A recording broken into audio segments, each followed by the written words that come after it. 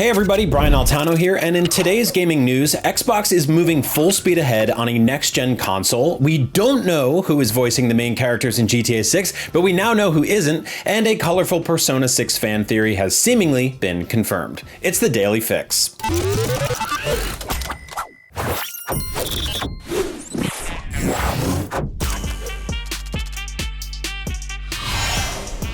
Hey, are you enjoying this console generation that only started less than 4 years ago? Well, it seems like Microsoft is already getting their next-gen console ready, and it's gonna be a very powerful one. In an internal email obtained by Windows Central, Xbox President Sarah Bond said, "We are moving full speed ahead on our next-generation hardware, focused on delivering the biggest technological leap ever in a generation." Okay, the next generation Xbox was officially announced in February of this year by Sarah Bond on the official Xbox podcast. No further information was shared regarding the hardware itself, nor when fans might be able to buy it. But documents leaked in 2023 suggested Microsoft plans to release the next gen Xbox in 2028. Following the announcement that some Xbox exclusive games would be going to other platforms like PS5, rumors have swirled around Xbox potentially going third party and backing out of the console hardware business entirely, so it's good to hear that that won't be the case. Okay, so a mid-generation refresh version of the current Xbox Series X hardware, codenamed Brooklyn, was leaked during the FTC vs.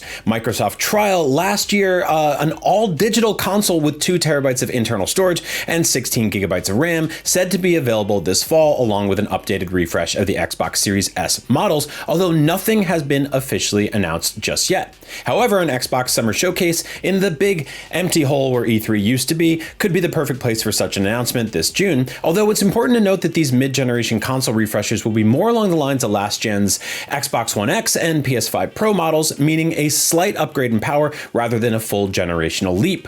Recently, we also covered the story about Phil Spencer wanting a portable Xbox handheld, kind of like the Steam Deck, so for those keeping score at home, Xbox is potentially working on 2 mid-gen console upgrades for this year, a powerful next-gen console upgrade for a few years from now, and possibly even a tiny handheld Xbox for whenever they decide to get that together. So yeah, exciting times for Xbox fans, not an exciting time for our savings accounts. So will you buy a refreshed Xbox console this year or a super powerful next-gen Xbox in a few years? Or are you sticking with PlayStation, PC, Switch, Switch 2, mobile, Steam Deck, Analog Pocket, Virtual Boy Pro, or the games channel on your Roku TV? Let me know in the comments below.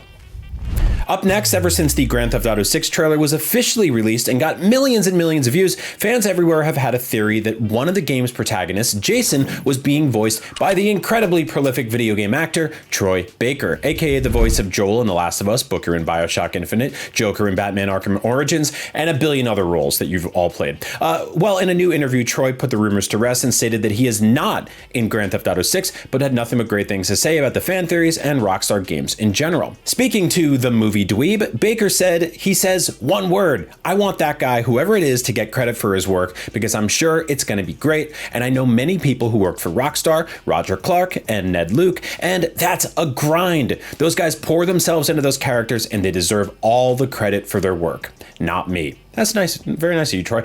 So until Rockstar confirms the actual voice actors for GTA 6's main characters, Jason and Lucia, it seems fans will have to continue to guess who they are, but at least now we know who they aren't. Although Troy didn't say he isn't voicing Lucia, so you're saying there's a chance. There's still plenty of time for that though, since GTA 6 isn't being released until 2025 at the earliest, and seeing how many times Rockstar's last open world game, Red Dead Redemption 2, got delayed before it finally launched, I wouldn't be surprised to see GTA 6 take its sweet time getting here. GTA 5 released in September of 2013 and then like 15 times after that, so it's not like GTA fans aren't used to waiting for a new GTA game for eons already. In the meantime, Troy Baker will be starring as Indiana Jones in Bethesda and Machine Games' upcoming Indiana Jones and the Great Circle, which had a gameplay reveal in February and is set to launch in 2024. So at least you'll get to play that this year while you wait and wait and wait for GTA 6.